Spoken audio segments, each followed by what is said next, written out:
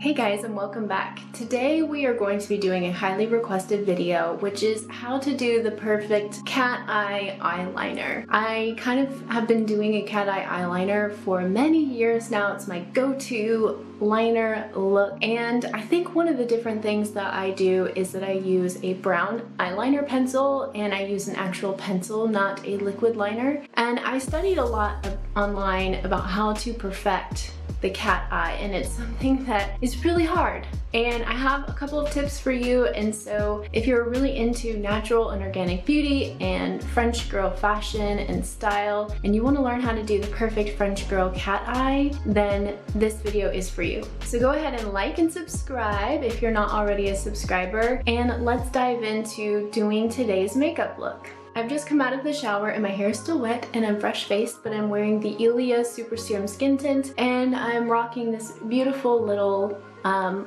zip right here. So the first thing that we're gonna do is eyebrows.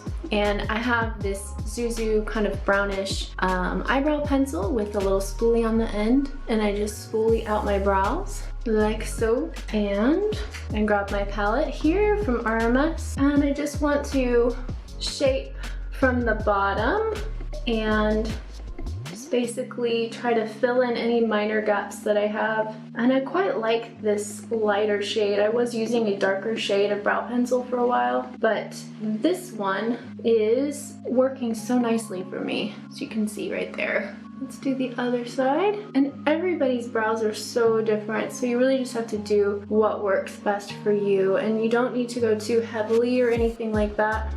This look could be like an everyday makeup look as well. Spoolie that out. Okay, the next thing I usually do is the eyeliner. So wish me very good luck. Might actually try to come in here. I use kind of a semi-sharp, okay, yeah, so kind of like a semi-sharp liner, and it's a dark brown. So the first thing that I do is that I kind of go along the corner of my eye first, just to do like a minor little liner there. Then here comes the hard part. Okay, so the trick here that you want to always keep in mind is that the shape of your eye is very important in dictating how the cat eye actually comes together. And so you want to start almost like as if you're creating this angle from the bottom line of your eyelid here and going up.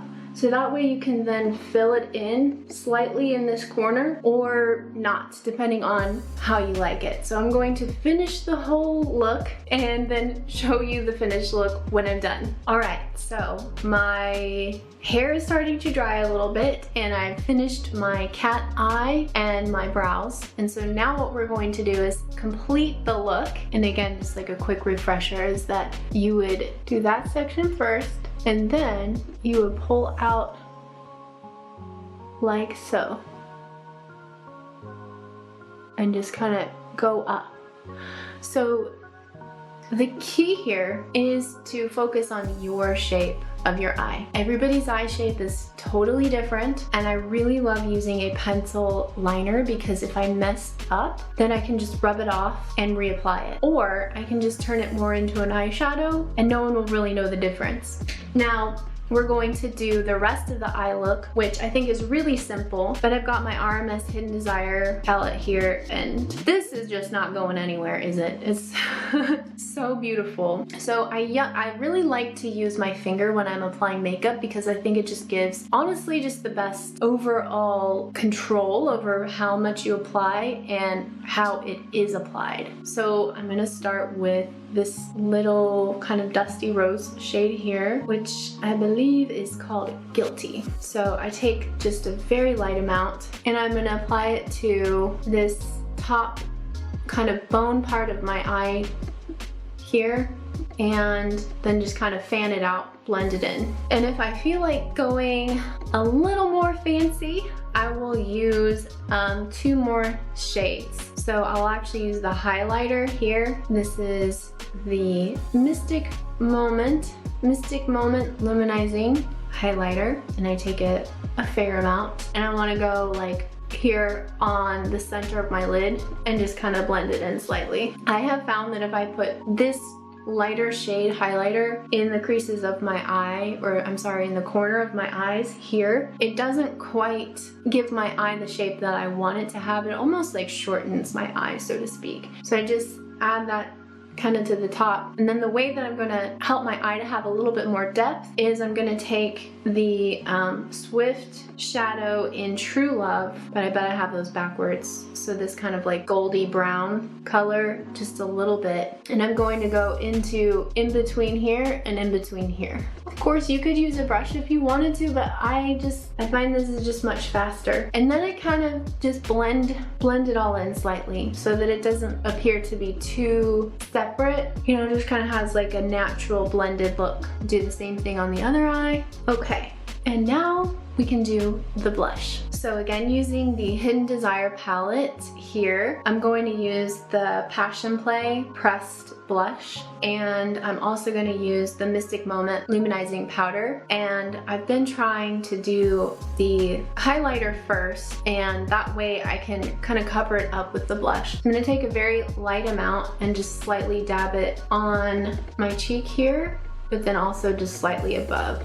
My advice is, if you have a zit, don't pick at it. Just treat it really nicely and just let it be what it is. It's no big deal. We all get zits sometimes, and they're not the end of the world. The less attention you pay to them, the quicker they go away. Taking the Passion Play here, and I'm just going to use the lightest, littlest bit, and I'm just going to gently flush it on my cheek. Again, if you have a similar shaped face to me, you want to try to stay as far away from the nose as possible, because closer into the nose you go, that kind of tends to make your face look a little bit droopier. And I've noticed that I was making that mistake with my blush. But again, just do what works for you. And then I just kind of gently pull it up close to my hairline, and then I always just want to kind of buff it out slightly. I don't want it to look like there's too much blush. Do the same thing over here.